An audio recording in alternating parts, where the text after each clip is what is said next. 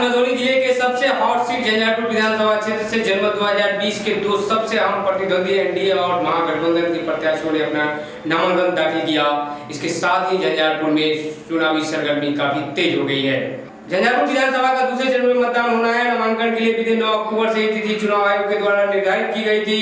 बीते 2 दिनों में यहां से एक भी प्रत्याशी नामांकन दाखिल नहीं किए थे। आज एक ही दिन में दो सबसे अहम गठबंधन प्रत्याशी अपना नामांकन दाखिल किया है। एनडीए की तरफ से जहां बीजेपी से पूर्व मंत्री नीतीश मिश्रा यहां से चुनावी मैदान में हैं, वहीं महागठबंधन की तरफ से सीपीआई के रामनारायण यादव ने आज अपनी दावेदारी को लेकर नामांकन दाखिल किया है। झंझारपुर विधानसभा क्षेत्र से पहला नामांकन एनडीए प्रत्याशी के रूप में बीजेपी से नीतीश मिश्रा ने अपना नामांकन पत्र 4 सीटों में निर्वाचन नामांकन पदाधिकारी एसडीएम शैलेश कुमार चौधरी के समक्ष दाखिल किया। विधानसभा के 4 बीजेपी मंडल अध्यक्ष क्रमशः लखनऊ दक्षिणी के नंद कुमार महतो, झंझारपुर पश्चिमी के सरोज कुमार, मधेपुर मध्य के दिवाकर झा और नगर अध्यक्ष दीपक पौधार प्रस्तावक बने। वहीं महागठबंधन प्रत्याशी के रूप में सीपीआई के रामनारायण यादव आज अपना नामांकन दाखिल करने वाले दूसरे प्रत्याशी है। रामनारायण यादव के प्रस्तावकों में महागठबंधन के घटक दल कांग्रेस के मदन कुमार मिश्र, राजद के कुलदीप यादव, कांग्रेस के कामेश्वर प्रसाद और दिनेश कुमार शामिल हैं। इनके द्वारा भी 4 सीटों में अपना नामांकन दाखिल किया गया है। बिहार विधानसभा चुनाव जनवरी 2020 के लिए मैदान में उतरे दोनों मुख्य प्रतिद्वंदी के उम्मीदवारों ने झंझारपुर विधानसभा क्षेत्र की तस्वीर को बदलने की बात कही है। सीपीआई के उम्मीदवार रामनारायण यादव ने एनडीए पर तंज कसते हुए कहा कि एनडीए द्वारा बाहर से भाड़े पर उम्मीदवार को लाकर खड़ा किया गया है। प्रत्याशी के रूप में मैं रामनारायण यादव नामांकन दाखिल करने आया हूँ। महागठबंधन 5 दलों की गठबंधन है। राष्ट्रीय जनता दल, कांग्रेस, सीपीआई, सीपीएम और सीपीआईएमएल। महाभारत की लड़ाई में कौरव और पांडव के बीच में जो धर्म और अधर्म का युद्ध हुआ था, उसमें 5 पांडव थे। पांडव की जीत हुई और पांडव के महाभारत के युद्ध में पांडव के रथ पर सारथी के रूप में श्री कृष्ण तैनात थे। उसी प्रकार महागठबंधन के रथ पर हमारे महागठबंधन के नेता माननीय आदरणीय श्री तेजस्वी प्रसाद यादव जी इस रथ के सारथी हैं और बिहार में एनडीए के सरकार को उखाड़ फेंकने का संकल्प लिए हैं। हम लोग तो झंझारपुर में पिछली बार ही महागठबंधन का झंडा फहराया हुआ था। इस सीट पर महागठबंधन का कब्जा है।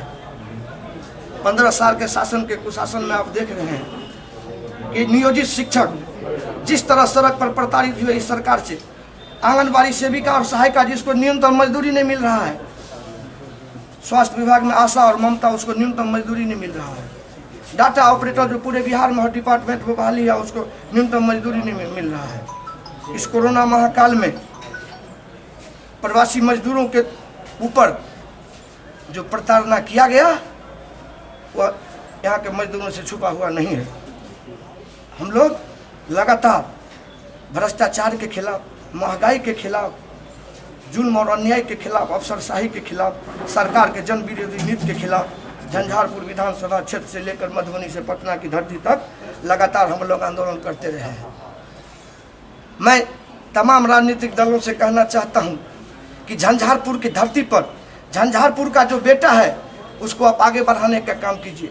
क्या मैं एनडीए में कहना चाहता हूं कि भारतीय जनता पार्टी में इस धरती के पुत्र झंडा ढोने वाला नहीं था कि किराया से ला करके यहाँ दिया गया। वहीं उन्होंने खुद को जमीनी और मिट्टी का नेता बताया है।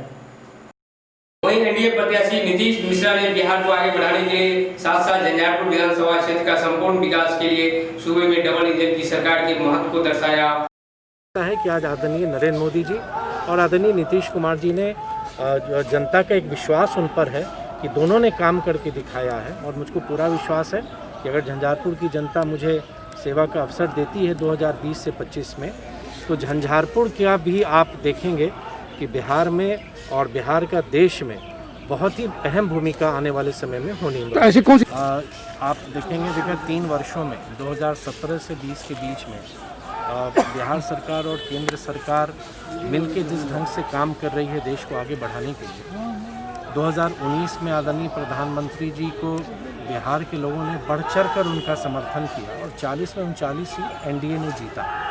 मुझको लगता है कि अगर जनता, राज्य की सरकार और केंद्र की सरकार दोनों मिलकर अगर हम लोग काम करते हैं तो जो आज आप देख रहे हैं, जो विकास जिस ढंग से होना चाहिए, विशेष तौर से अगर आप इंफ्रास्ट्रक्चर ही ले लीजिए, कि बिहार में अभी एक आप कह सकते हैं कि आने वाले समय में बिहार की बहुत बड़ी भूमिका होगी हमारे देश को आगे बढ़ाने में, जो हमारी क्षमताएं हैं। और ये 5 वर्षों में बिहार सरकार का आदरणीय नीतीश जी के नेतृत्व में और प्रधानमंत्री जी के नेतृत्व में जो हमारा रोड मैप रहेगा, वो बिहार को कई गुना आगे ले जाएगा।